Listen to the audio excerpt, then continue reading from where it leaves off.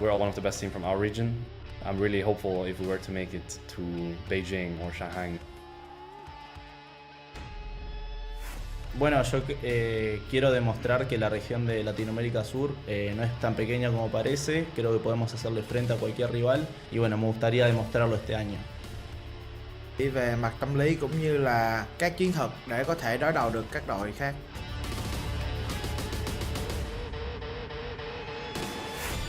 我觉得我可以表现得不错，大家也很认真，然后练到很晚。我们队伍至少要到16强。 솔직히 위에 올라가는 거는 현실적으로 많이 힘들다 생각하고 그냥 최대한 많은 경험하고 갔으면 좋겠어요. 強い相手っていうのも分かっているので、それでも僕たちもたくさん練習してきたので、自信持って僕らの方が強いっていうのを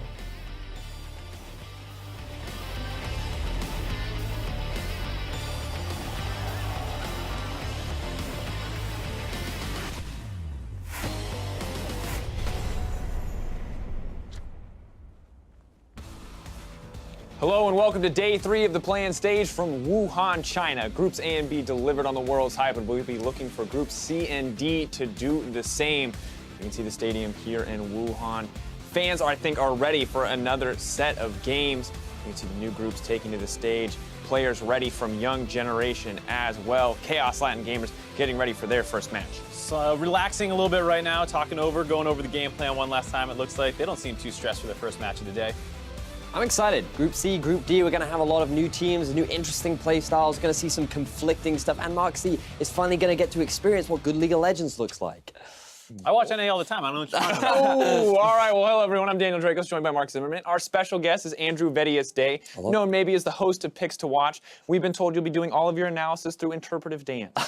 I shall indeed be doing all of it through we're waiting for a dance. sample, I think. Yeah, I think we move through this segment. Hopefully we get to see Once we get to some of the teams that we're talking about, I'm sure we'll find many different ways of interpreting that dance. All right. Well, last night we locked in our first 4 teams heading to the play-in knockout stage, and now it's time to see who promotes from the remaining 6 teams. In Group C, we have Fnatic from the EULCS, Young Generation from the GPL, and LATAM South's Kaos Latin Gamers. Then in Group D, we've got Hong Kong Attitude from the LMS, the TCL's 1907 Fenerbahçe, and LJL's Rampage returning to the international stage. We're going to see how things shake out with their first game at Worlds. We're going to start the day with Young Generation taking on Kaos Latin Gamers, followed by Rampage versus Hong Kong Attitude.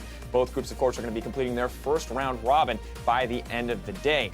Now, last night we did see clear dominance from the top teams in Group A and B, but there were actually a lot of surprises when it comes to those number 2 seeds coming through. Right, I think when you talk about the strongest teams in each group, no surprise, the major regions dominated for the most part. Cloud9 was very aggressive. They were smashing people sub 30 minutes. That was all very impressive. On the other hand, WE took a slower approach and actually dominated through the macro game, showing that they had a better understanding of that than the emerging regions that they were playing against. Yeah, and speaking of those emerging regions, Lion, they demonstrated they definitely know how to team fight. They were able to match, in many instances, some of the individual strengths that WE demonstrated, but when it came to being able to control objectives, being able to set a vision, using side lane pressure, some of that fell short and they were often punished for it. So while they demonstrated a lot of individual talent, unfortunately they couldn't quite close the gap between Team W. But still, I think incredibly impressive when we look at the expectations laid down upon Gambit coming into the tournament. Lion were kind of under the radar, but they did come in strong, definitely smashing the games that they did play. But really the big standout to me was Team 1, who looked very weak on day 1, but then seemed to turn everything around. I think that's the big thing for me, is just that they had such a bad day 1, and then they were down to Direwolves in their final game of the day potentially, and then out of nowhere they're able to turn that one around. Then they head into the elimination tiebreaker match. They smashed that game, and so it was very impressive to see them kind of collect themselves over the course of the day. Yeah, and what I loved was the fact that they finally seemed to draft the way in which they did domestically, because they were a lot on their comfort picks. Forlan finally brought out the Olaf, which he was 8-1 in during the regular Someone didn't season. ban it. Yeah, and finally gets his hand on it, and you really see the difference. So I hope that throughout the rest of the playing stages, they continue to stick to comfort. I don't want to see any more Jacks. I don't want to see any more Nidalee. Like, I have some very odd interpretive dance for those kind of champions. Okay. So we're going to avoid that Jack's as much as jungle, possibly. correctly? Yeah, Jack's jungle. All right, well, maybe a little questionable, but now the question is, as we move forward, is there still that kind of clear favorite looking at Group C and D? Because I think Cloud9 and World Elite, as expected, were those number 1 seeds. Is it the same story for Hong Kong Attitude and Fnatic? I think for Group C, at least, it's very much the same way. You can expect Fnatic to come out on top. They should be very dominant. They were a fast team domestically. That should translate pretty well, just like it did for Cloud9, because they were also one of the fastest winning teams in North America. So it'll probably be between KLG and Young Generation fighting for that second seed. Yeah, it's certainly looking like that in Group C, whereas Group D, definitely looking a lot closer, much harder to predict who will be sitting at the top of that group. I feel like HK not coming in as the strong favorite, especially when you speak to a lot of analysts pretty much everywhere, because everyone has different opinions about who's going to. Yeah, and especially you two. We're gonna get into it. I'm ready to prove this guy wrong. Well, hold on, but I mean, the thing that also makes it much more complicated is, of course, there has been the emergency substitution move has been swapped out for Crash on 1907 Fenerbahçe, so that also does make it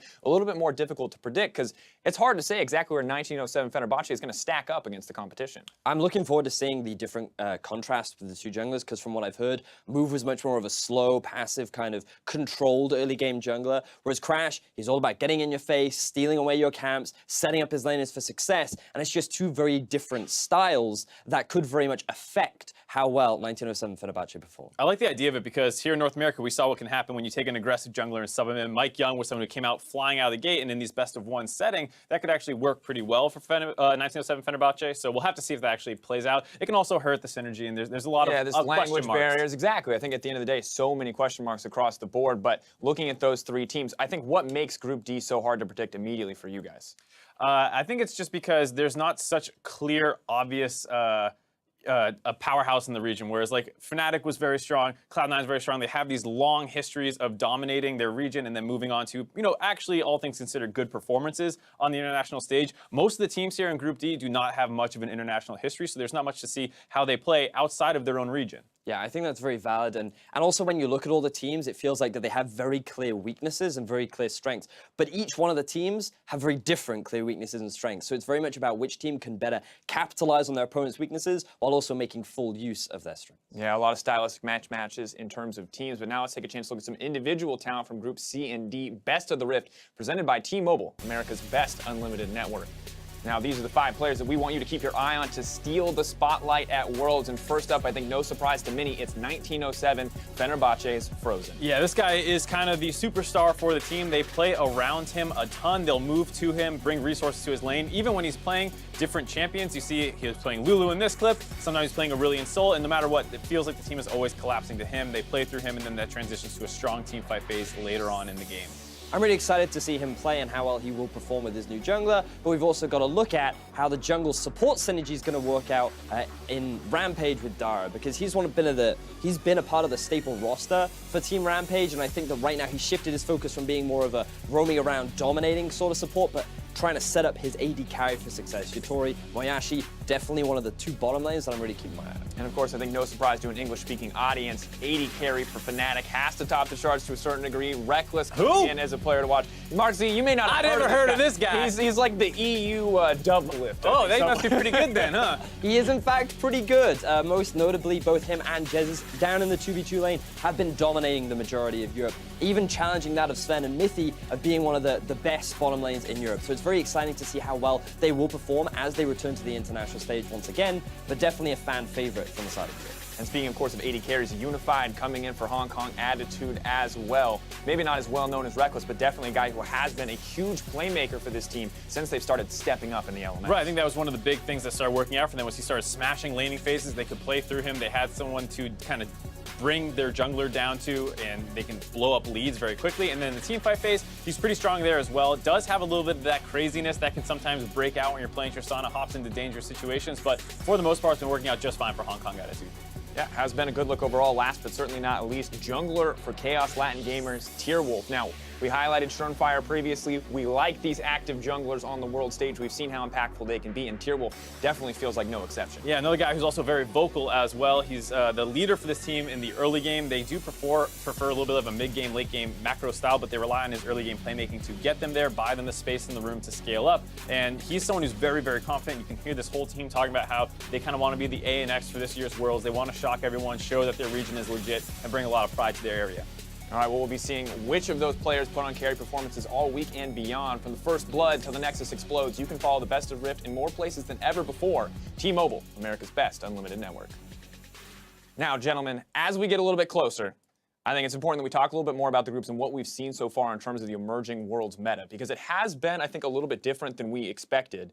I think the big standout for me Xayah Rakan, the first thing I want to go to, I know there's a lot of talking points.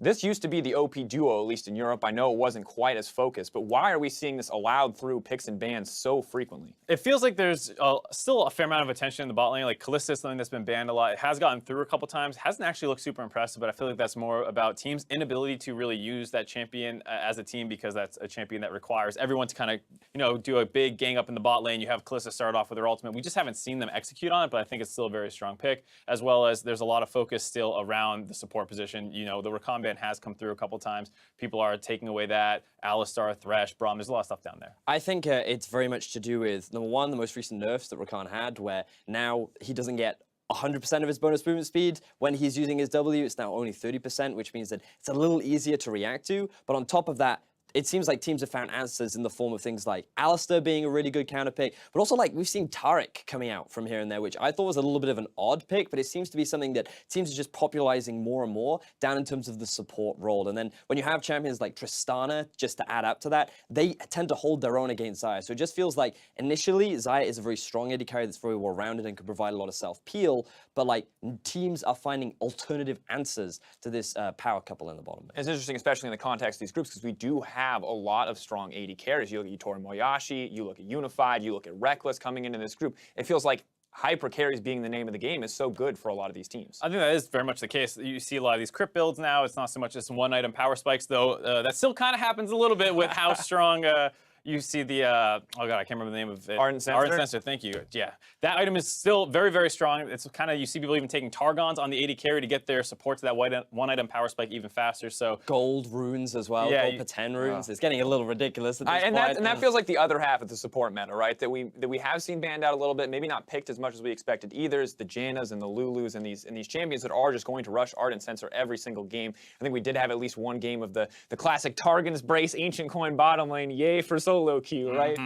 Yeah, that's a little scary. There is still a fair amount of Targons based on supports just in general, because a lot of these champions that do build the Ardent Censer lack some of the explosiveness that the other melee supports bring. So you'll still see a ton of Alistar. You've seen some Braum. You'll see some Tahm Kench, different things like that. You'll also likely see some Sivir today coming out from the side of Fnatic, a big pick that has been rising in terms of Europe, mainly as an answer to Tristana. Good scaling, teamfight AD carry that actually holds her own during the laning phase as well. So we may continue to see shifts, but for me, one of the big meta shifts has been the lack of Cassio in the current mid lane, because she did receive a very small nerf to her base damages, but because of how you usually build Cassio, mainly going for just a lot of mana and resistances in the early game, what a lot of mid lane pros seem to be identifying is you actually lose a lot of damage once you reach this mid game, because you're not building AP until later on. And the one Cassio we did see went back to the Rod of Ages build to compensate for that.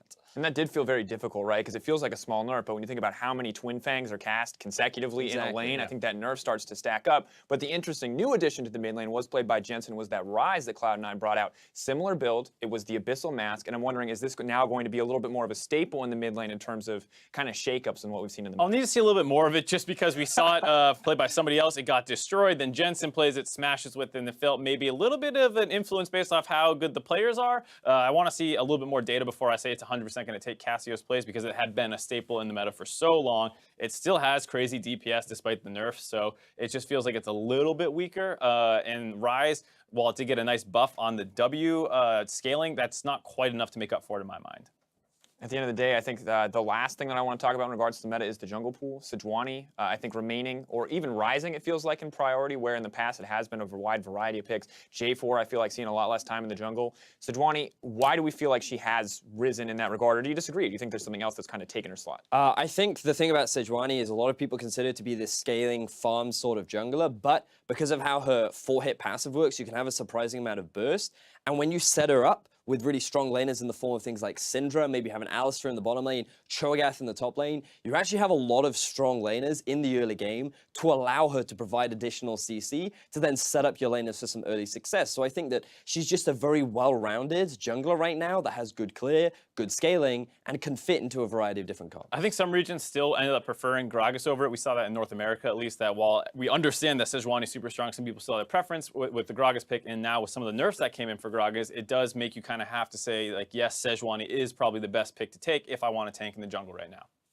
All right, well now, taking a step back, you know, the meta has been shifting. It feels like teams are adapting, though they are keeping up so far, even though we have seen some crazier style. Is there any team you think that stands out in terms of showing us something new, showing us something unpredictable? Because we saw, no surprise, I think Gambit Gaming coming in with some special picks, but is there any other team that we think is really going to start to shake things up, that's going to push it out? How much more wiggle room do we think there is within the context of 7-18? So this might be a little off the cuff, but I'm looking at young generations being very close to the Gigabyte Marines. And when I think about their playstyle and from a region, how a lot of it revolves around the jungler, we've already seen Lee Sin come out earlier on in the tournament. And just a part of me feels like we could see that return, especially when you think of some of the competition that he's going to be going up against. Players like Broxah, they're actually that active in terms of the early game, or at least they haven't been in recent weeks. And that could be a point with which they could look to take advantage of. I'm looking a little bit more at Group D. Rampage, if anyone's watched some of their finals, there is some crazy stuff going on in Japan right now. They had some quirky mids, things like that. So I would expect to see some more crazy stuff being picked around there. They also have a pretty high priority on Trundle for Rampage specifically, where they're trying to counterpick the top side, a lot of tanks that are being played. So they have some interesting picks over there. And I also think if we're going to give any advantage to Rampage is that they're used to playing in metas where things are a little bit different than what everyone else is used to. They're used to adapting to new picks. I mean, we saw them play against a Heimerdinger mid in their finals, and this wasn't a Heimerdinger mid. I know you're not excited about it. We'll get into that later. But it was effective, and I think we have to talk about a little bit when it comes to these best of one. We've talked about how these matches can be do or die. Sometimes throwing a curveball feels like a really viable strategy to find an edge in these group stages. It depends on the curveball, though, right? Like, I'm going to reference back to this Jax jungle because, hey, you got the counter pick up top lane, good for you, but you've also got a redundant jungler that doesn't do anything and also built Righteous Glory. So I think that while it can be good and it can throw people off, it's also one of those things where it has to still fit within the realms of the meta. Does it offer strong laning phase? Does it scale well into team fights? Can it offer you good objective control? These are the key things that are really important in the current meta. And I think the big thing for me is people sticking to their guns, because we saw a lot on the first day where people would say, oh, let's change up our playstyle to counter this other person. So you saw with Jensen in particular,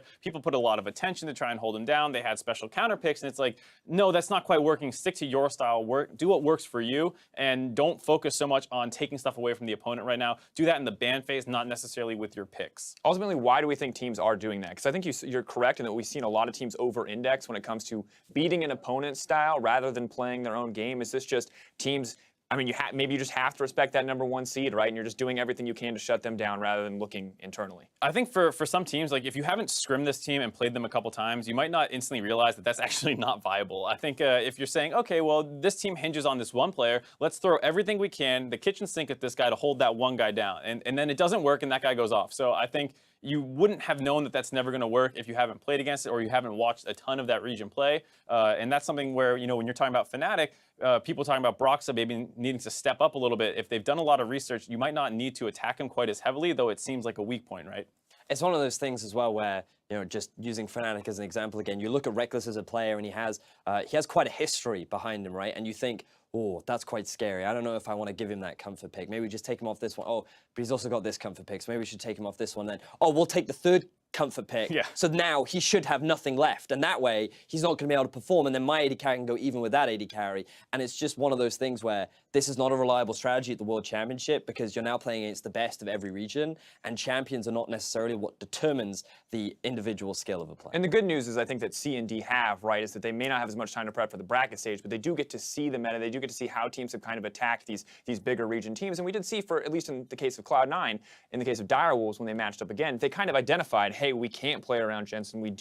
They tried instead going to the bot lane, and while it did not work in the end, the first 15 minutes were very dominated by the Direwolves. Yeah, absolutely. And I think that's something where you have to realize that composure is a big part of this as well, because Direwolves were a team that seemed to have advantages against a lot of people that they were playing, but as things started to come off the wheels, they did not keep it together quite as well as some other teams. There's so much pressure in these games that the team that has the better mental fortitude often comes out ahead.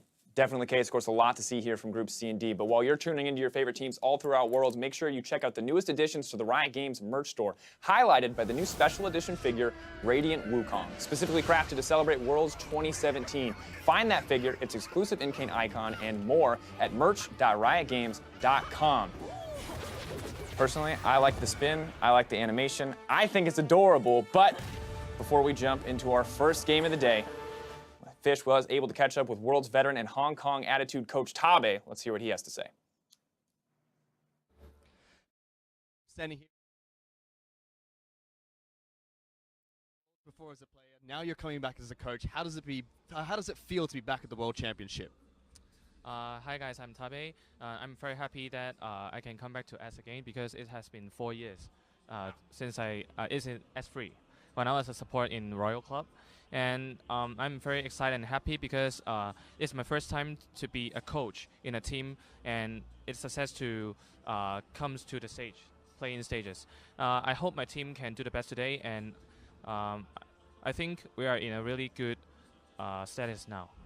Well, that's great to hear. I mean, it's been a long time since we've been back. Now you've moved over from the LPL to the LMS, and I've been told since you've joined HKA, you've changed the team's mentality from more of a team-based game to more solo queue-esque mentality. Do you mind telling us a little bit more about this?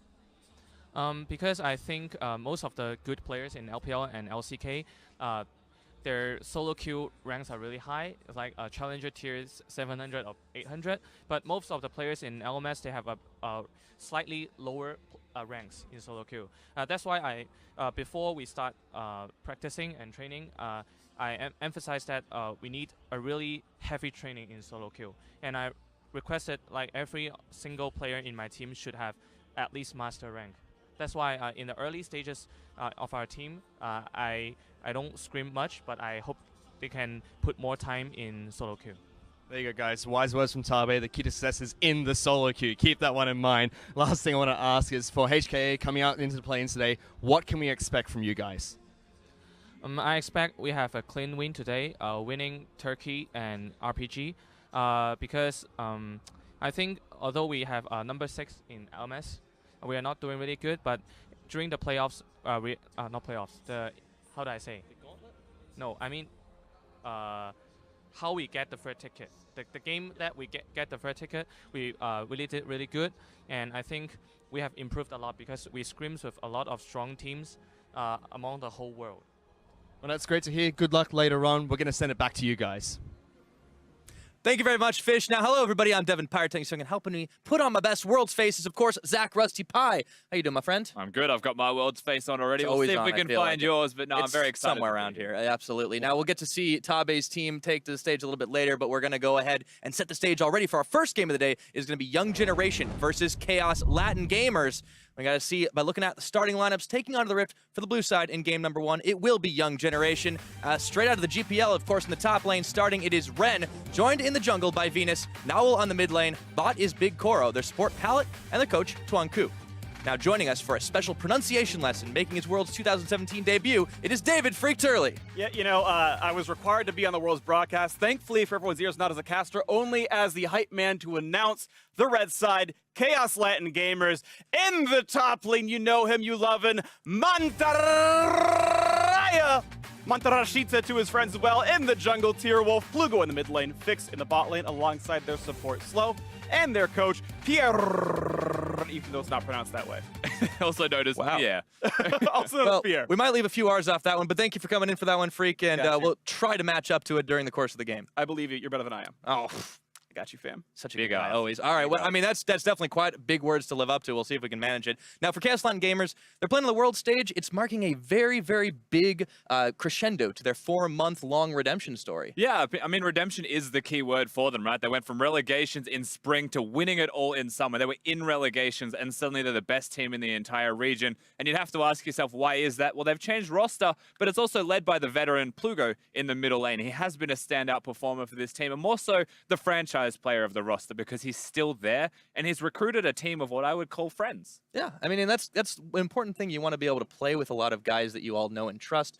Plugo had the chance to go to other teams. He had the opportunity to kind of move on to other things, but instead he's like, no, this is the roster I want to build. This is who I want to stick with, and this is the chance at Worlds. Now we'll see if they can keep up their momentum from the summer versus Young Generation, who represent the GPL off the back of the performance by the Gigabyte Marines at MSI. It's the first time we have a second seed from an emerging region. Exactly right. The first time we're going to see a second team from Vietnam competing at Worlds as well. So congratulations to them. Of course, the Gigabyte Marines are the reason that they got them here in the first place, and there couldn't be a more fitting team to do so, because you would almost call them sister teams with how good of friends YG are to the Gigabyte Marines. They scrim all the time. They even delayed their flights just to scrim Gigabyte Marines that little bit more. So you will see a lot of reminiscence through the style of play with which they want to win Young Generation when they're playing League of Legends. Yeah, they're definitely solid players all in their own right and taking a lot of leaves out of the book of the Gigabyte Marines. Of course, the individual carry players might be a little bit different. When everyone thinks of the Gigabyte Marines, you talk about players like Levi.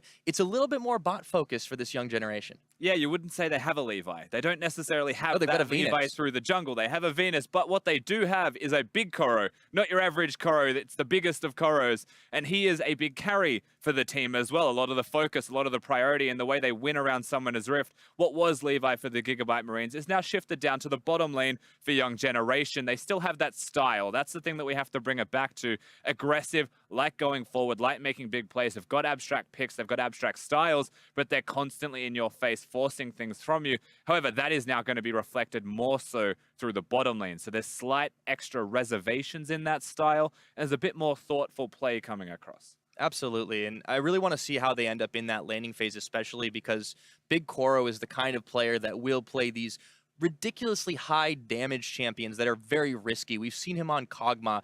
You know, there's a lot talked about his pocket Draven pick, and anytime you have an AD carry that likes to do stuff like that, you know you're going to be in for one of those very ham laning phases. Yeah, there are only certain people around the world that will play Javen and have that in the competitive champion pool repertoire that they've got for themselves, and that does say a lot about the player. You're absolutely right, Pyra. And generally that means they love to get the gold, they love to be the carry, they love to have that go-forwards mentality. And the rest of the teams there very much to support him in doing so. Pallet and Venus, a lot of priority towards the bottom side of the Rift, but that's even matched through Chaos Latin Gamers, their opponents in game number 1. They really do like their AD carries. The whole group, in fact, loves their AD carries. Oh, yes, indeed. Now, Fix really focused a lot on picks like Caitlyn during the course of KLG's qualifier into Worlds, and that was way back on patch 7.15. You got to think things are going to change up a little bit here.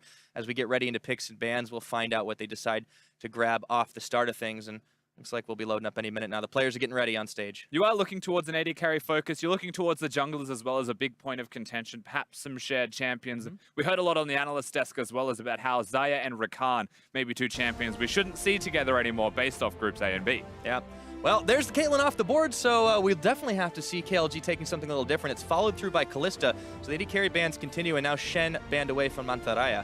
Yeah, 2 AD carries removed. Of course, we may start seeing more as a result of that. Xayah and Tristana are the 2 ADs that still stand out for me as things we may want in the first rotation. And now we start to stretch our wings out towards the rest of that bottom lane, it seems. Yeah, well, Thresh is already once banned away, and on Chaos Latin Gamers' side, they take up away a pair of junglers. It's Rek'Sai followed by the J4. I guess J4 up in the top lane, that's always another possibility. This looks like it's left the Xayah up over, and has been a fairly popular pick, so Young Generation snag it away. Yeah, they'll lock themselves up. That Xayah, very good champion, forces almost the Rakan on the opposite side. You don't necessarily want to give that duo, and so perhaps the analyst desk's dream/nightmare immediately comes true. The Jarvan ban, as you mentioned, good flex though, and Rek'Sai taken from Venus. He is a good Rek'Sai, and that's another target ban from him specifically. Clearly KLG doing their homework, and of course they snag a solid jungler of their own with Sejuani being picked up. Now, do we get to see the Rakan here on the next one?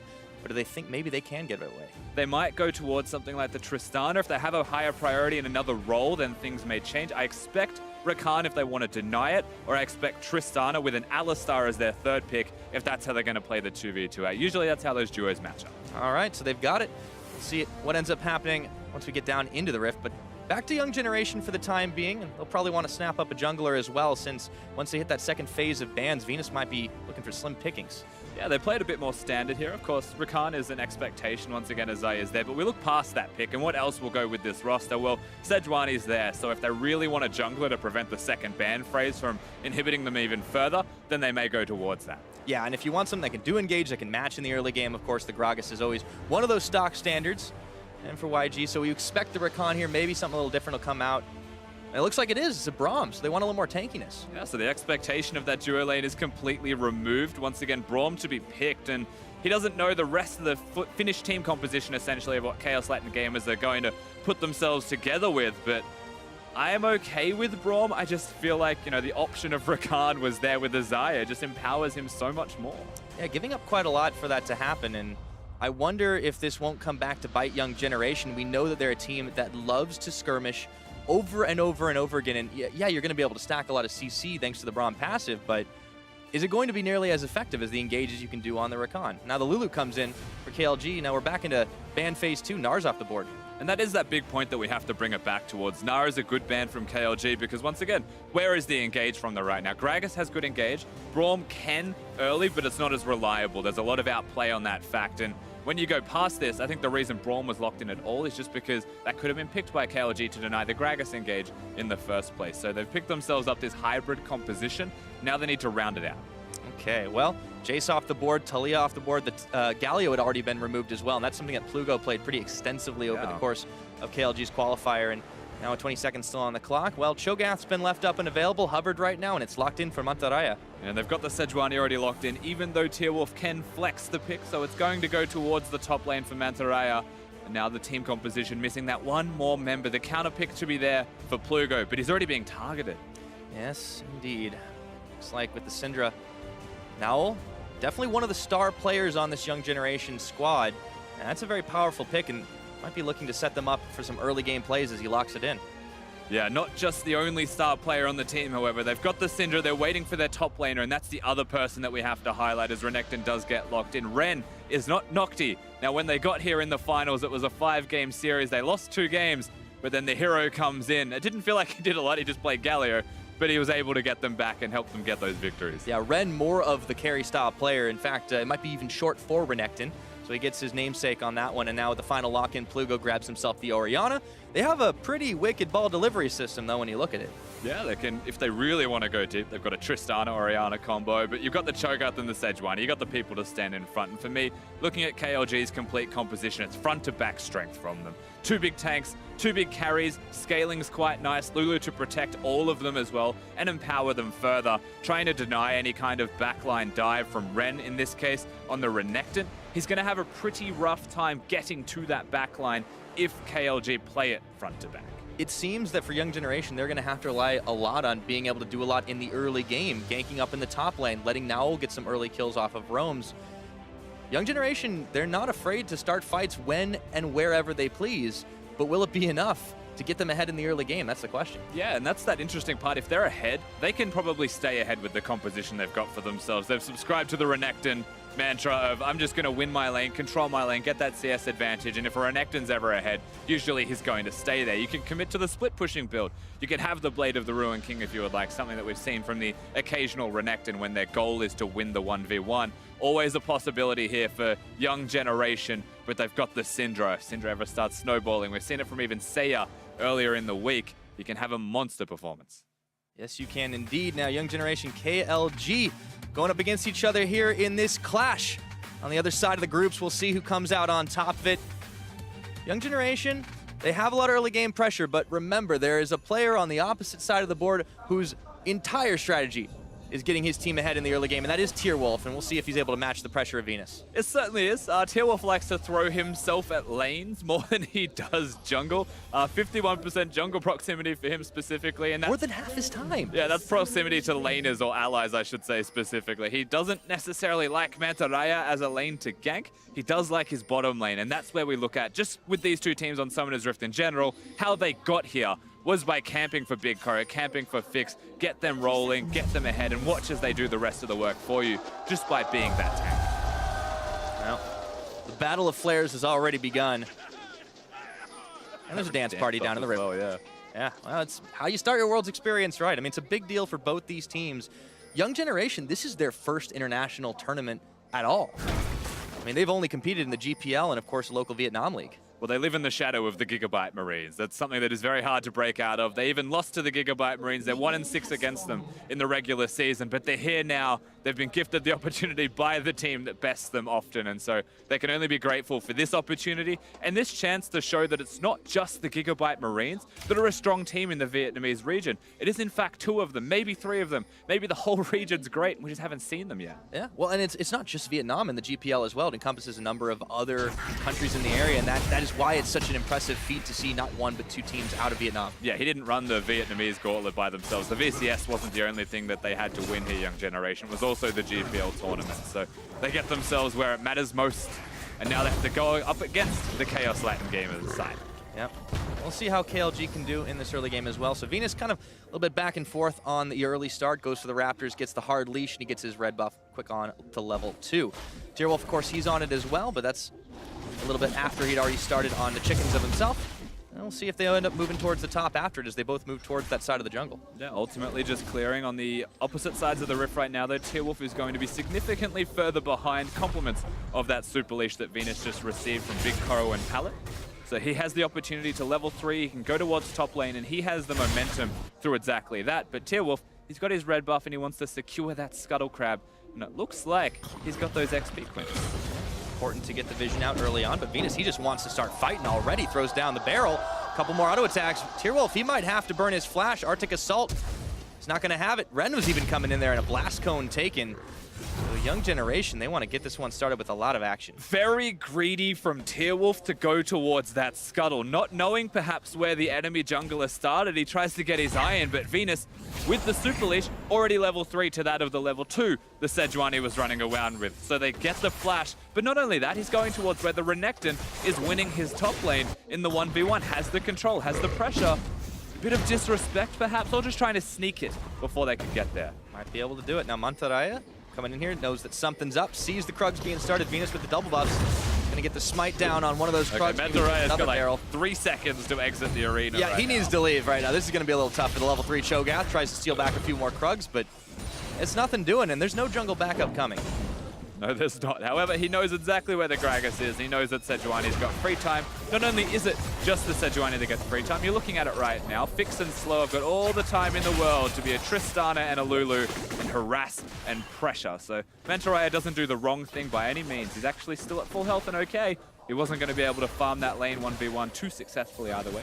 Yeah, his job's not going to be to win that lane. Cho'Gath will become pretty relevant as it goes on, and for the time being, this Tristana is a living terror for BigKoro and Pallet down in the bottom side, and you can already see it reflected in the health bars. A whole lot of harassment.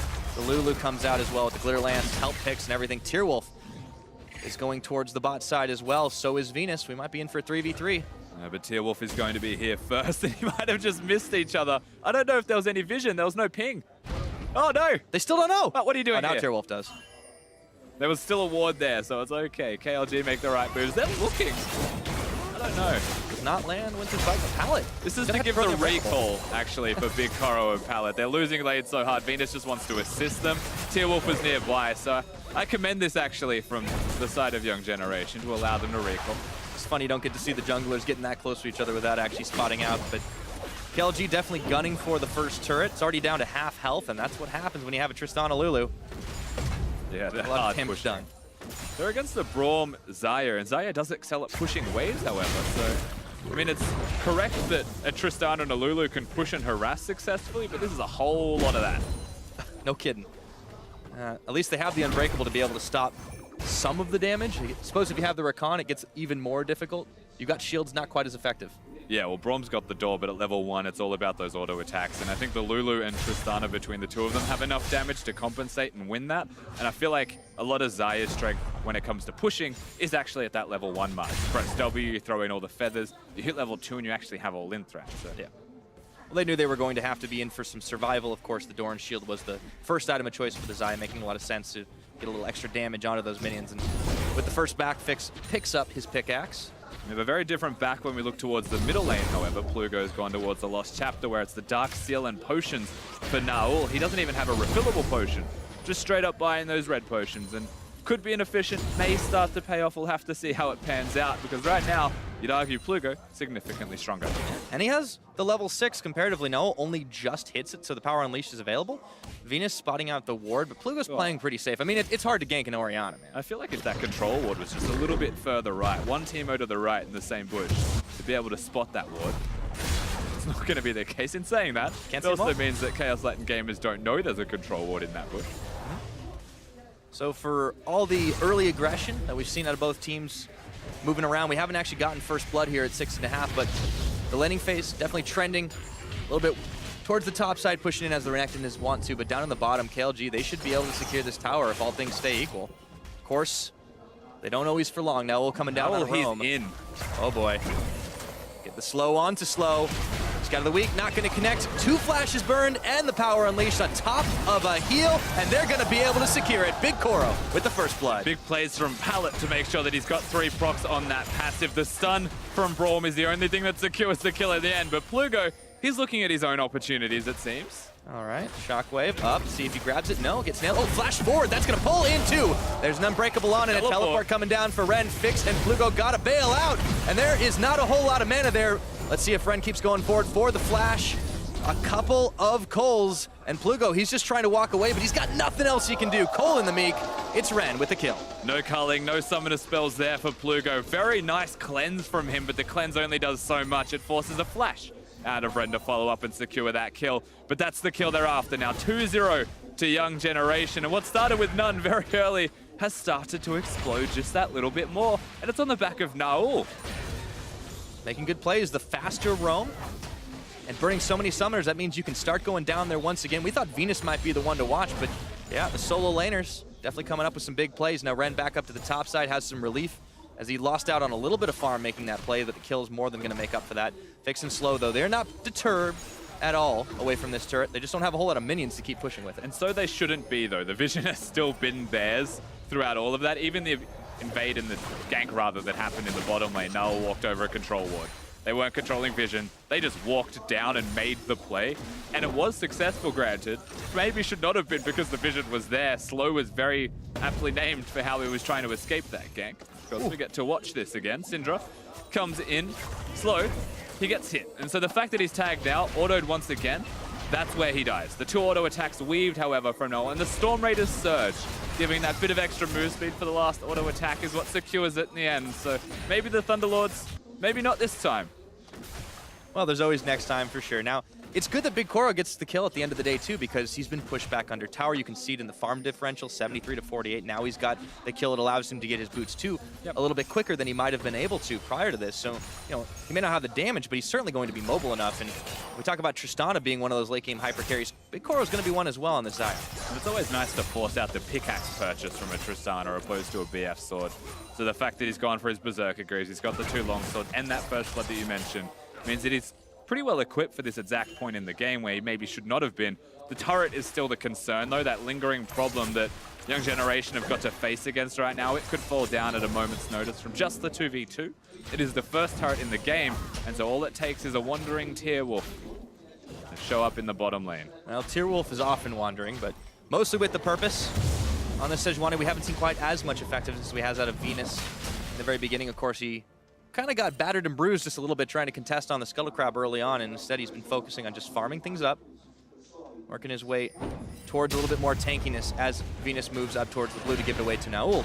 It seems like this is going to be the strategy. Once they start grouping up to try and make these big plays, the towers get knocked down, and we know Young Generation like to group up as 5 and just force all over the map. We also know that KLG are not going to hesitate or be afraid of any kind of fights in the 5v5 sense specifically, so there's always going to be a world where KLG say, we'll match you, and we'll just see who comes out better. Yep, and as the game goes a little slower maybe than YG might have liked, this is great for Chaos Latin gamers. They do like to play it a little bit more deliberately. The late game, the team fighting, that's what they enjoy. If some of their games don't always go quite so long. Now we'll see if we have another engage down bottom. Naul. Ooh, Arctic Assault away as the vision was there. Now Fix not taking any chances. You better believe that control ward is defended from the Syndra, and Gragas is farming that middle lane. I feel like we've swapped roles at the moment. There's a different jungler in town. And he's still keeping up in farm in the middle lane as well, and it all just indicates once again he's got control of that wave, had the blue buff, is able to push, and then he's able to disappear. So nicely done from this mid laner of Young Generation. Yeah. Well, that's the reason Naul's pretty touted as one of the team's top players. Always a wandering threat as well. We talked about Tierwulf, but of course on the other side, YG, they have a lot of damage in their pocket. We'll see if Plugo can maybe keep pushing him back, but it used to be a level advantage the other way. Plugo had level 6 first, but now Naul's on 9. Of course, that's what's going to happen when you participate in a few more of those kills. Yeah, of course, we have to say that the Orianna is getting close to that level 9 of his own that he just ticks over to, and now that does mean that a bit more presence in lane is something that is being asserted.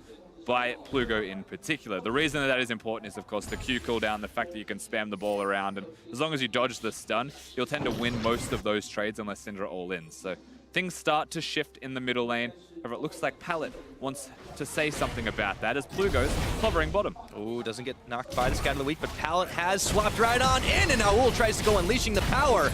And the barrel comes out to secure it up. Venus takes the kill, and you better believe that is an insta-cancel on the TP from MANTARRAYA. He didn't just take the kill, he ensured that he was getting the kill. That was a flash ultimate from Venus on like 10 health from Plugo. His flash was just on cooldown. There's the smallest of little lines that you could see on his flash timer. It's up right now.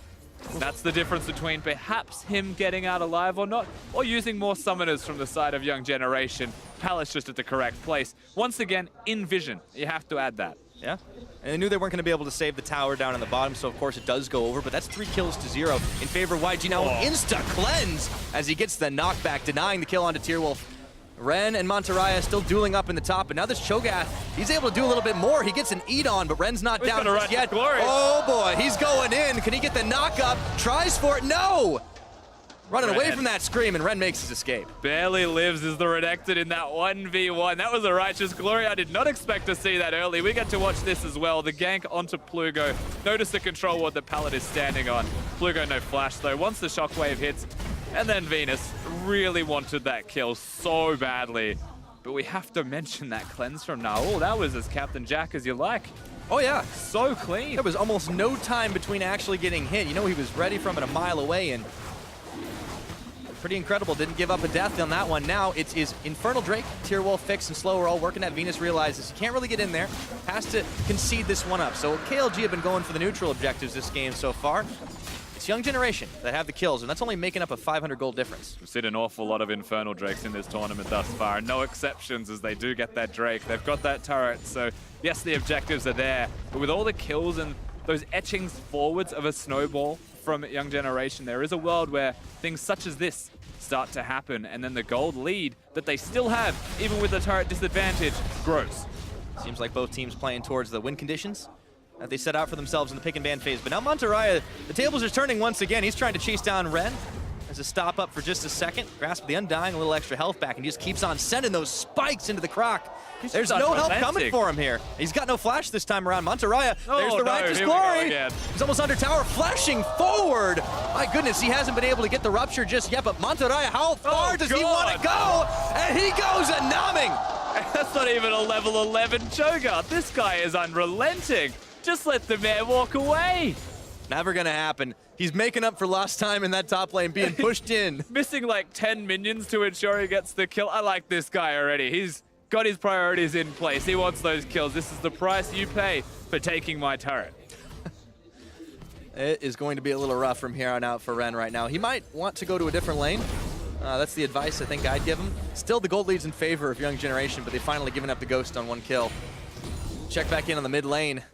Naul, I'm sure he'd be pretty happy with a kill of his own, but in the meantime, he's still a pretty heavy damage threat. It's just that Plugo not really biting on the Dark Spheres and Scout of the Weeks, dodging it out pretty well. He has been dodging nicely, of course. Has those Merc treads as the rushed magic resistance item for the move speed, the magic resistance, and he's pretty well set up as well with that cleanse that's almost back off cooldown. Now, you said that Ren may want a different lane. Well, it's not him that's going to choose that lane. It's KLG as they send Fix and Slow towards the top lane. They're looking to accelerate the pace of the game right now. They've got that Lulu almost at Ardent Sensor, but they've also got the Infinity Edge for Fix, and they can take apart turrets. It is definitely going to be a wrecking crew up towards the top now. Plugo going to go ahead and secure himself up the blue buff. KLG wanting to be able to hold up. Oh, that's unfortunate. Can't get them all. That's very tragic, because guess what? Syndra walking around with a blue buff. That means she wins lane. For those of you that don't mid lane, yes, it means she wins lane. Definitely the difference. Oh, pulls in one on the shockwave. Pallet's there. Tag his way in. Now, Tierwulf, he wants to go forward, throws down the Glacial Prison. Let's see if they can get the kill. MANTARRAYA out of nowhere, tanking off the tower. And there's a lot more Glacial fissures going on up there. Now, BigKoro, he's got a flash on forward for the root. Can he make the play? Forces the flash into the wild growth and Fix. I don't think he expected the turnaround there. I don't think anyone expected that. There's a Sejuani to Cho'Gath moving, but Naul's up creek. He wants to make the play. Here they go. Pallet Oh, BigKoro playing a dangerous game. Pallet on the front line, looking to get the stun off onto Fix. Rocket jumps away.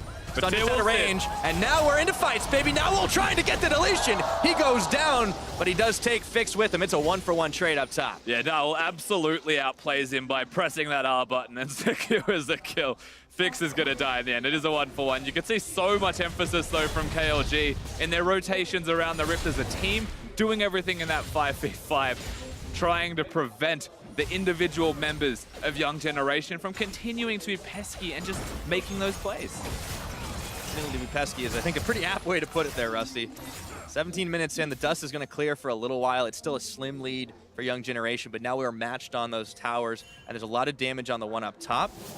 Let's take a look at that play one more time, a little extended engage. Of course, this is the exciting part. Vix jumps forwards. He gets the reset with his last auto attack, I believe, as well. BigKoro dodges the ultimate, which is on cooldown now because of the ultimate use of his own. So the smaller details in the end almost added up for the side of YG.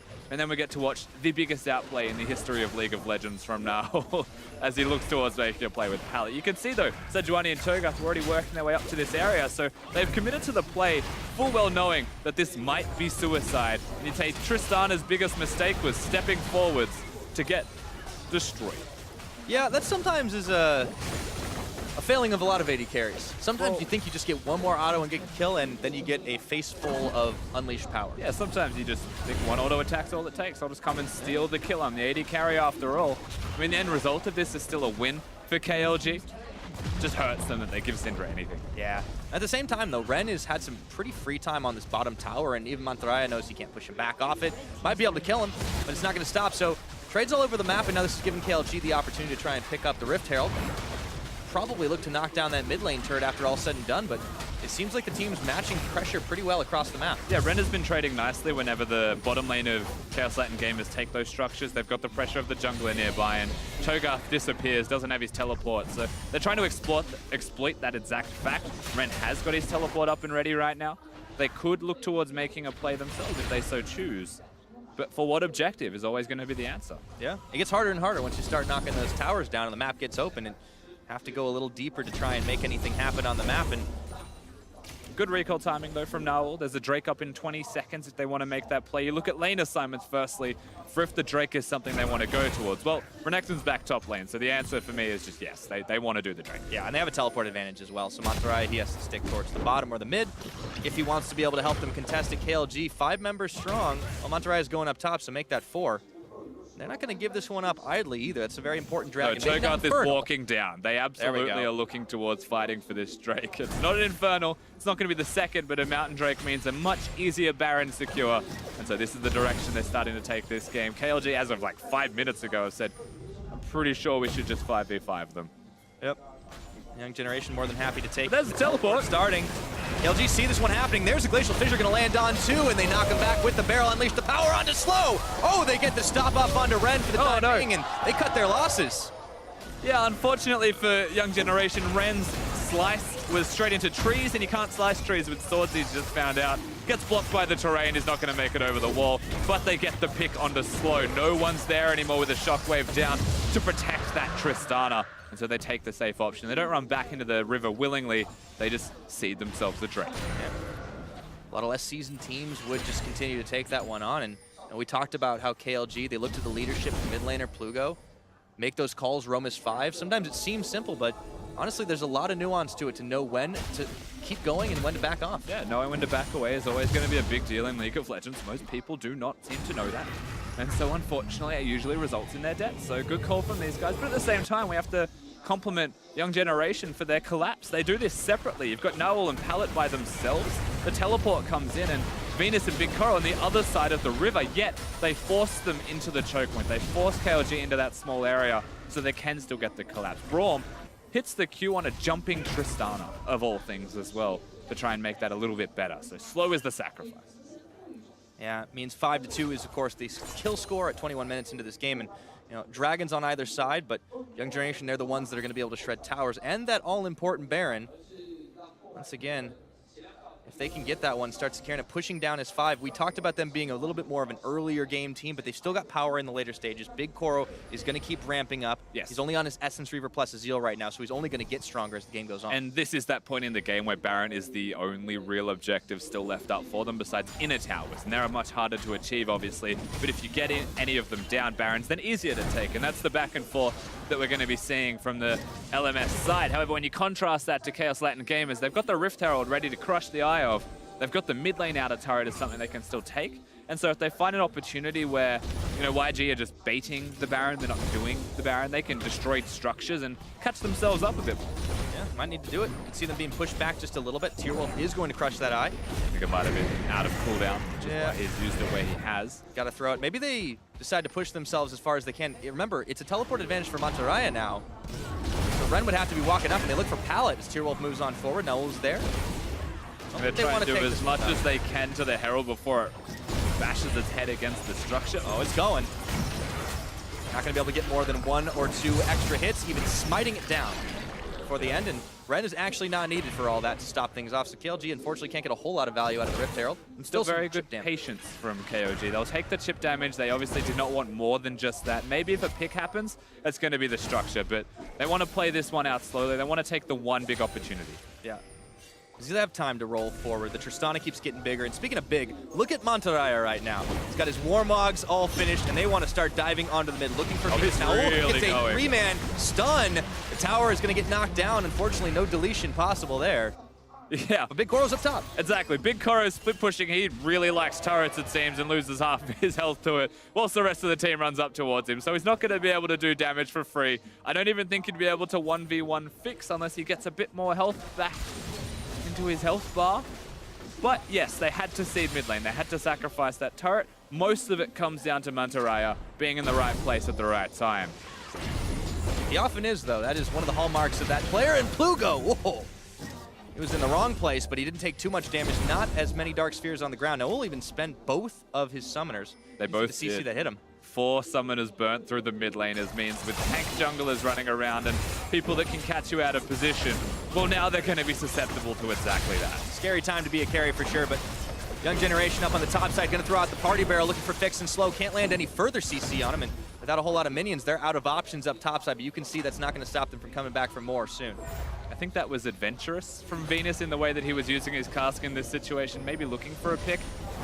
Oh, didn't stop him. Just barely. They know he's recoiled, however. I feel like without that cask, though, they'll take the damage, YG. They'll take the chip onto the turret. They're happy campers nonetheless.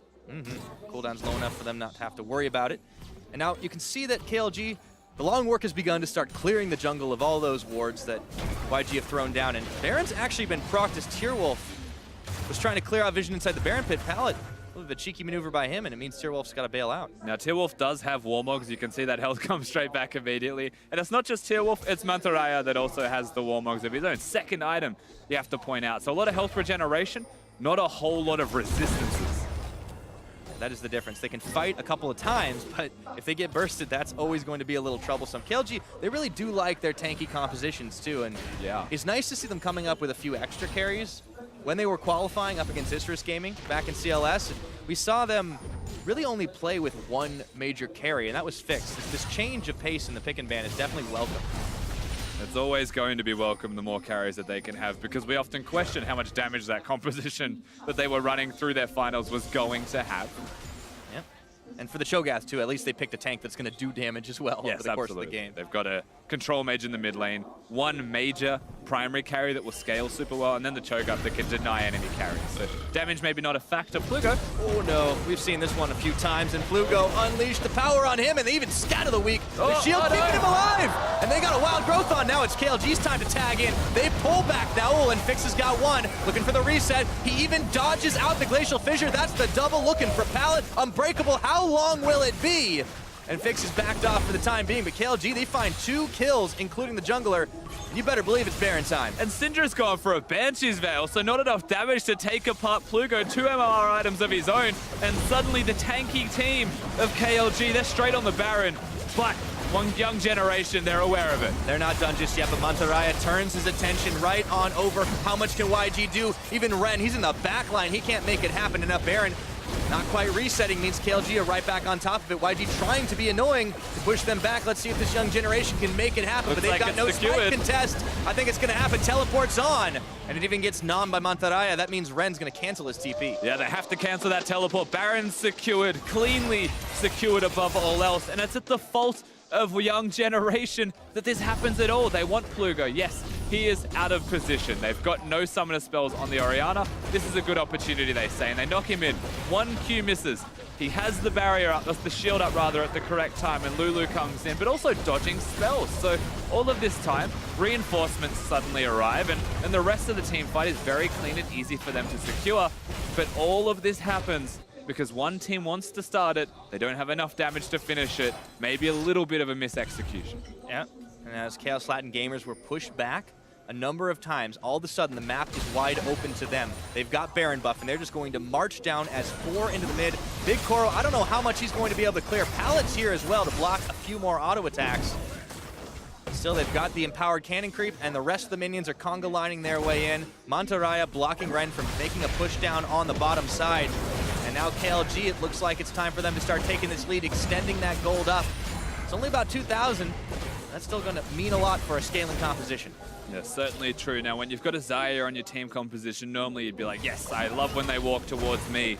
That is where I can get all my feathers laid down, have those big plays when I pull all the feathers back. But against an Orianna, that's not actually that easy. That's just not that simple when it comes to auto-attacking. Tristana's range excels as well right now. The situation where Syndra is barely able to even keep up with that. So ultimately, when they've got the Baron, when they've got the momentum, they've got 2 shields protecting Fix. You believe there's no minions right there, but he doesn't seem to care.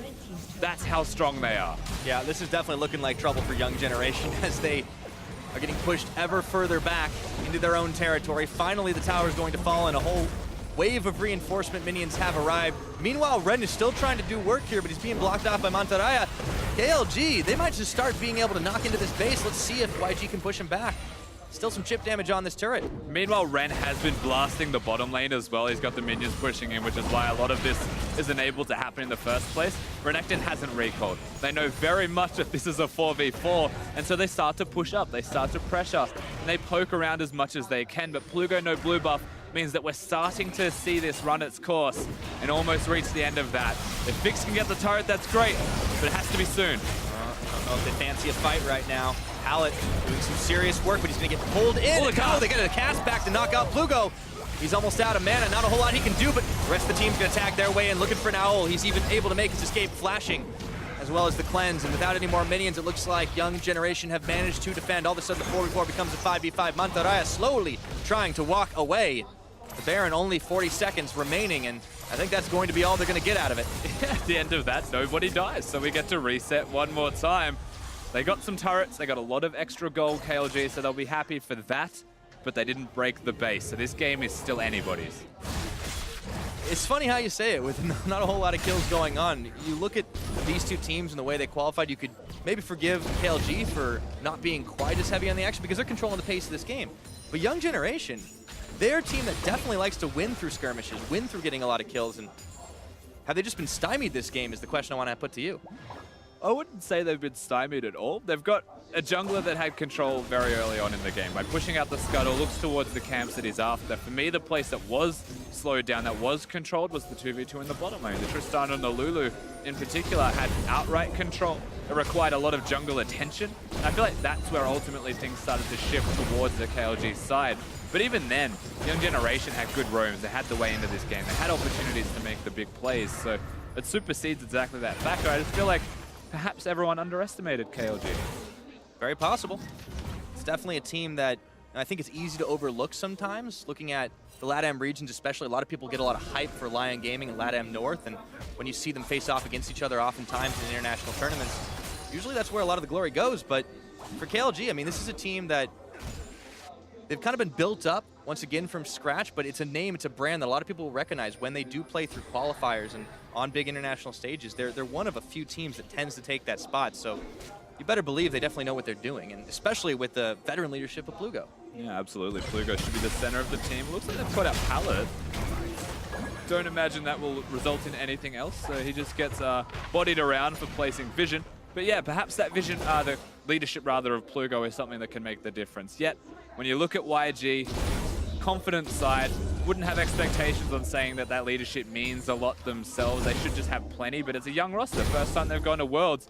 And this is the thing. This is game number 1 for these guys. Days 1 and 2 of Worlds play-in stage was Groups A and B. This is the first time we're seeing Group C. This is the first game of Group C. You'd have to expect that there are some nerves, or at least caution, to be seen. Yeah, not necessarily throwing everything you've got in every situation. And we've seen KLG also take a little bit of a conservative approach when they haven't needed to. We saw them back off on the Dragon when they lost slow early on. And again, it's not something you always see from the teams of the emerging regions. Sometimes they won't always recognize a bad situation when it comes about, but this is a different breed of team for sure. It's very hard to see a point now where Young Generation can outright come back into this game, to be frank with you, simply because the front line has 3 items. For Chaos Latin Gamers, their backline has 3.5, including a Hex Drinker, and that means that Syndra is not going to one-hit him anymore. You've got a very much unkillable mid laner in Plugo. You've seen that through all the items that he has already. Banshee's Merc treads the shields, and now they've caught Ren. Yep, and there's not a whole lot the Croc can do. Tierwulf is going to cut him off, and Fix is going to grab himself the 3rd kill of the game. Looks like they're going to pull in Naul back in the mid. Even Plugo is out playing in the 1v1. Up against that Syndra. So things are definitely looking not so great for Young Generation. And that's the other lane we have to look at. Ren has had little impact in this game, to say the least. He controlled his top lane for the first 5 levels, then MANTARRAYA was beating him in the 1v1. Renekton pretty much been an invisible crocodile. We saw this also out of Young Generation's play qualifying for Worlds. They had to reverse sweep their way here, remember. They had a couple games on Ren, wasn't able to pick one up, and that's when they subbed in Nocti. We might start to see that happen again when we see the games, and now the fight is on. Looking for Naul! Not a lot he can do to get away from this massive Cho'Gath. Redemption comes in, but that's just tickling them with damage. And it's going to be a broken inhibitor. Down in the top side, Chaos Latin Gamers come in, and they just knock YG back. They're also teleporting though. Renekton has decided that they really want this fight. Ren is going to get in the back line, but they know he's there. He just walked over the dead Scuttle Crab. This is adventurous. He is by himself. This is desperation right now. Ren, if he's going to go all in, no, MANTARRAYA blocking the rest of the team. That teleport, is that going to be for nothing? They still want to try and chase this Chaos Latin Gamers squad, but can they even find an angle? They're so far behind. Well, now they're committed. They kind of have to team fight 5v5. The teleport was used and Baron's on the board. Oh, but the hunters become the hunted. Here we go. Tierwulf on. Looking for Venus. Gets the slow, gets the stun, and all of a sudden the rest of KLG come knocking. The barrel comes out, but it's a party for Chaos Latin Gamers. Shut down, though. BigKoro Naul's got a flag. Now Naul, he's going to be able to get around the side, scattering the weak. YG getting a little bit low as MANTARRAYA. Tierwulf turning. Plugo. MANTARRAYA gets another eat off onto the support from Young Generation. Ren in the back line, but it's going to be Plugo flashing away, and MANTARRAYA is doing double time with a double kill, looking for a 3rd. Can he make it happen? It's Naul and BigKoro going down. That's the last man standing on Young Generation as MANTARRAYA is still going for the chase. He's looking for a righteous glory. He's just off cooldown now, so he can walk up to him and blast him. But a big team fight victory once again from Chaos Latin Gamers, and that's a fight that Young Generation looked like they wanted to start. This is a lot of vision. They know. It doesn't seem like they care. Why is Naul still here? Scout of the week back. Okay, he's gonna walk away. MANTARRAYA is just terrifying at this point. It's a nightmare of a Cho'Gath to be up against, except his battle cast. We get to see the replay again, of course. Venus, he was the member that gets sacrificed very early on into the play. Fix jumps forwards to ensure that, and when you're like, all right, it's good, he's got a reset. It's not good, he doesn't have a reset. He's cast into a wall, flashed on by Ren, and they immediately destroy him. And now they're doing Baron. Pretty easy to see them taking this one without anybody in the area from Young Generation, and with how far behind they are, would have been very difficult all the same. So Chaos Latin Gamers knock down the big purple worm, and 35 minutes into the game, looks like we are reaching for the end of this one, Rusty. It's a 5,000 gold advantage. Certainly feels that way, of course. Now you look towards just finishing the game off. If you are KLG, you've got that one fight left for Young Generation. They've got a 3-1 AD carry. They do still have 4 completed items for their Syndra. Capabilities to win a team fight, you would argue, are there if it's a 4v4. But Cho'Gath's just grouping. He has the teleport. They've got the teleport advantage. And now you just look towards which lanes they want to attack. There's only 2 left. Great way to beat your opponent. Don't present a weakness for them to exploit. Chaos Latin Gamers demonstrating that as they look to close this one out, and it's going to be oh so hard for YG to hold on to their base. They've even needed to send Venus up to try and push back the wave on the top side with the supers going in. Now it is the bottom. The last tower outside the base remaining. Tierwulf even looking for a pick onto BigKoro. Goes for a Blade Storm. Featherstorm, I should say.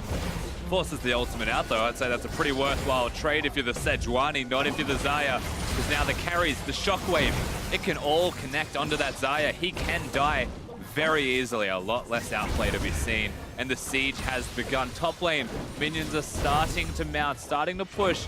There'll be a super wave that starts to crash. So in a minute from now, maybe, that's when it breaks open.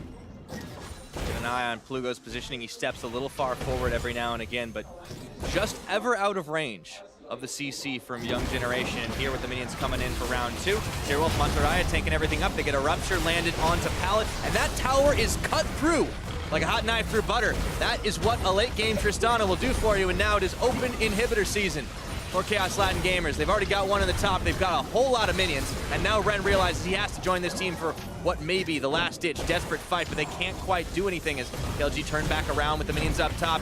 Easy to take the inhibitor, and now it's going to be a tour around the base of Young Generation if you're Chaos Latin Gamers. Yeah, they're just going to walk through the mid lane. They're going to say, we're coming for you next. In fact, they don't even want minions. They're just going to tank it up with Orianna and Lulu's shields.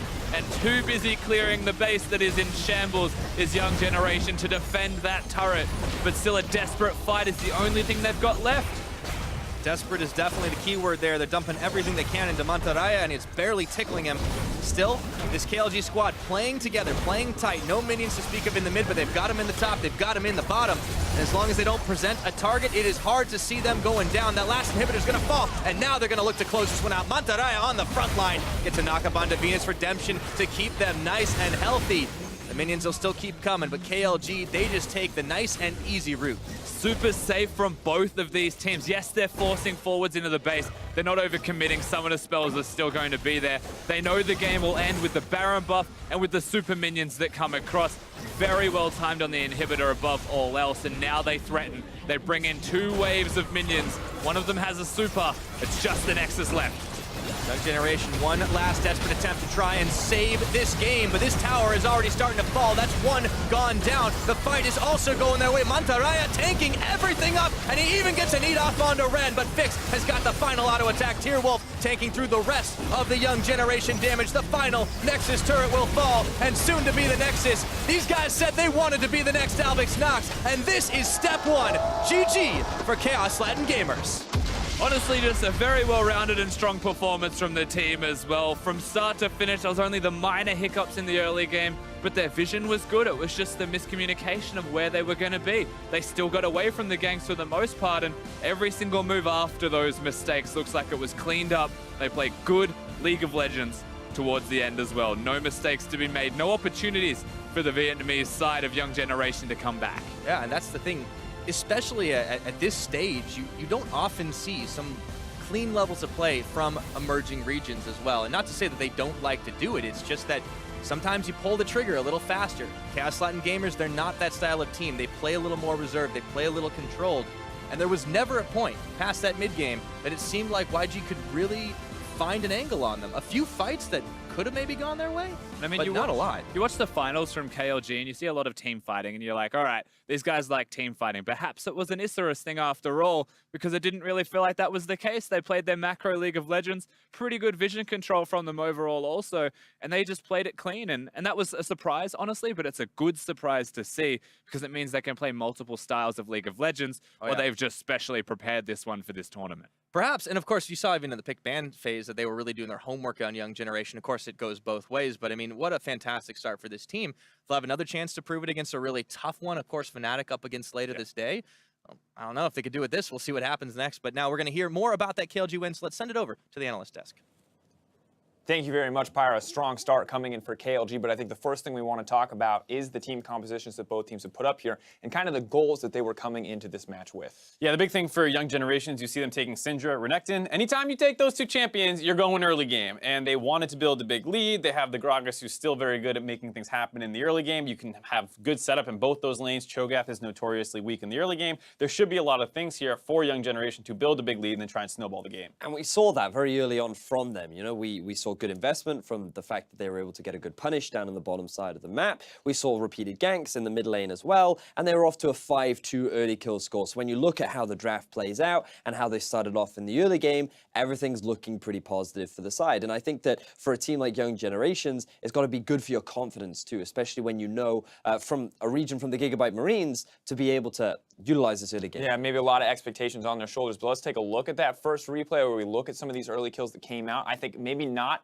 didn't get them in the way we expected to, but still finding kills in a lot of these very close skirmishes. I find it really impressive that the Syndra was able to roam down fairly early on and just punish the overextended bottom lane. And then the moment KLG tried to get something back, the TP advantage they built up for themselves because of the pressure that Ren was putting up onto his lane counterpart allowed them to get this counterplay. And now you have this bigger disparity between the two mid laners after the return from YG.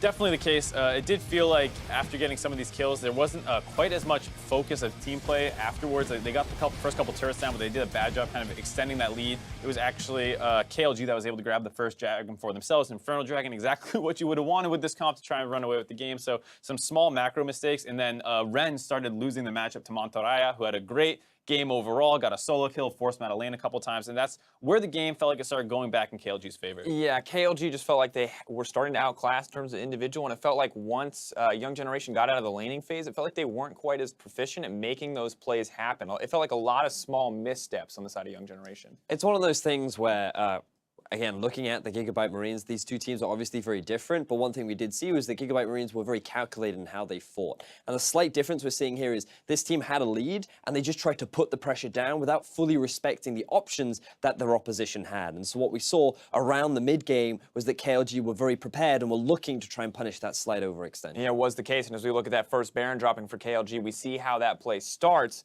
We can see very quickly that small missteps or over-aggressive plays, not considering the options that your opponents have, can cost you big time, especially the later and later you move into the game. If you miscalculate on an engage, on a pick, suddenly it can turn against you. Yep, you see them trying to open up onto Plugo here, but Naul was really struggling to find the final damage in a lot of these plays. You see a lot of missed Ws, a lot of missed Es. He also took Storm Raiders instead of Thunderlords, so there were some different questionable builds potentially that came into effect here, and once that initial kill goes bad, the rest of KLG do a good job collapsing. They find that pick off, and just off that single kill, they're able to turn and grab the Baron, which is all they needed to turn their comp online. Exactly that, and we talked about comps early on. You're looking at an early game focused style from YG, but then on the side of Chaos Latin Games, they were all about that late game team fighting. Sejuani, Orianna, Tristana, even a Lulu in there too. If you get a slight advantage over this early game comp, it becomes very difficult to come back. And one guy we have to highlight is MANTARRAYA. You already mentioned him. He got a solo kill in a matchup where we may not have expected it. The guy coming in clutch on the Cho'Gath. And this has to feel good once again. We said, hey, Young Generation might feel good in the early game. They might be feeling confident. But KLG coming in swinging and individual players stepping up is a really good look for a team that felt like there was pressure on their shoulders to change some of the perception about their region. Yeah, and this is how this team actually plays. They're not, like we said, a very explosive early game team. They usually turn online post 15 minutes. And same thing here, MANTARRAYA did a good job of finding those kills later on.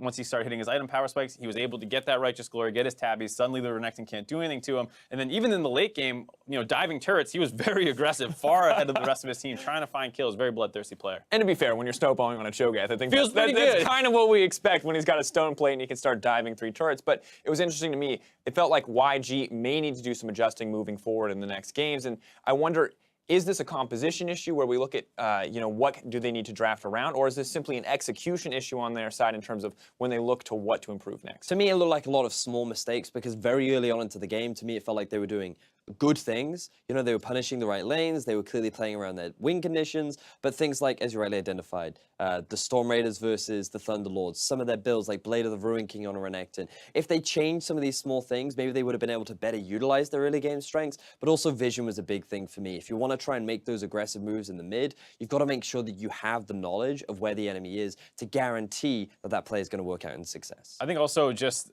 like you said, a couple of these things had to go a little bit better. We said Naul was missing some skill shots. It's the first game of your tournament. Maybe you're a little nervous. We've seen already, you know, in Group B, Team 1 bounce back very quickly. So this could be the kind of thing where they just have to clean up their play a little bit, figure out exactly how they want to play these situations out, make sure that Renekton isn't getting chased down a long lane, stuff like that. And interesting too, because when we look at it, if Fnatic are as dominant as we expect them to be, this very well could be the deciding matchup when it comes to who gets the second seed. So now I think a lot of pressure on Young Generation to adapt, come into tomorrow or come into their next matchup really much stronger than they looked in this first game. And I think there's always the potential to do that, because when we did see Team 1 on the very first day, everyone was like, yeah, there's no way they're making it out of this group, especially how handily they defeated by Direwolves, and then they went back to comfort picks. They seemed to find their grooves. They recognized what was wrong. So I wouldn't count Young Generations out just yet. I still want to see a little bit more from them, and I think their game versus Fnatic later today will give us a better indication. The other thing that they have up their sleeve as well is Nocti can potentially sub in at some point. That's one thing that we didn't talk that much about with One, was the fact that they swapped their mid laner out to Marv. He was able to come in, make some important plays. You can see the same thing happen here with Young Generation. If they feel like it's not working out with Ren, they can go a different game plan. Nocti has a very different play style, plays a lot of Galio, a lot more team focus, so maybe that's something they need. Maybe, because we did see some small individual mistakes in terms of kind of the difference in mechanical plays. Renekton losing out to the Cho'Gath in the 1v1 was the one that stood out the most. But when we harken back to KLG, I think it wasn't just MANTARRAYA, as much as we're praising him, it did feel like the team in the bottom lane, when we take out or the early ganks coming in, was just outclassing in terms of 2v2 matchup. Yeah. I was going to say, Fix looked really good. He got caught out once in the team fight, but other than that, he was stomping the bot lane. It gave them a place of pressure to snowball and have something to do in the early game. All right, well, up next, LJL's Rampage takes on Hong Kong Attitude from the LMS. But before we go, that matchup, Fish is currently standing by for an interview with the victorious top laner. Thanks, guys. I'm here in MANTARRAYA, top laner from KLG after their victory against YG. That was an impressive performance in the top lane. You took down a Renekton as Cho'Gath, and some people think that should go the complete opposite direction. Tell me how you won that matchup. Actually, at first, I was a little bit scared because I know that Renekton has a matchup advantage, but I think I made good plays, and with 2 plays, I can solo kill him. You certainly did, and one of those did lead into a solo kill. It was really impressive, and it was quite back and forth between you and YG for some time, but you definitely had the upper hand. Was the plan to scale up and win in the late game all along, or do you have a different game plan going into that match? Actually, we have a different matchup style. I think they show us a good performance. Like on mid game, we were like a little bit scared because they were proposing, and we're just farming and scaling up, and then they made a mistake, and we can take the Baron and take them match our favor. Well, you definitely punished that mistake because you did end up winning that game. Up next, you guys go up against the Season 1 World Champions of Fnatic. How are you guys feeling going into this next match? I think I feel great. I always wanted to play against a fair seed, or actually a good team from LCS. I think Fnatic is better than us, of course, but I think in one game, we have like 50% to win the game. Well, best of luck later on. Congratulations on your win just then. We're going to go to a very quick break, but we'll be back with LJL's Rampage taking on... I've lost my words here. LJL's Rampage will be back with the next game, Hong Kong Attitude. See you then. Got of the week, not going to connect. 2 flashes burned and the power unleashed on top of a heal, and they're going to be able to secure it. BigKoro with the first blood. My goodness, he hasn't been able to get the rupture just yet, but MANTARRAYA, how far does he want to go? And he goes a numbing. That's not even a level 11 Cho'Gath. And now we're into fights, baby. Naul trying to get the deletion. He goes down, but he does take Fix with him. Plugo unleashed the power on him, and they even scatter the weak. The shield keeping him alive. And they got a wild growth on now. It's KLG's time to tag in. They pull back Naul, and Fix has got 1, but it's going to be Plugo flashing away. And MANTARRAYA is doing double time with a double kill, looking for a third. Can he make it happen? It's Naul and BigKoro going down. Nexus turret will fall, and soon to be the Nexus. These guys said they wanted to be the next Albix Nox, and this is step 1. GG for Chaos Latin Gamers.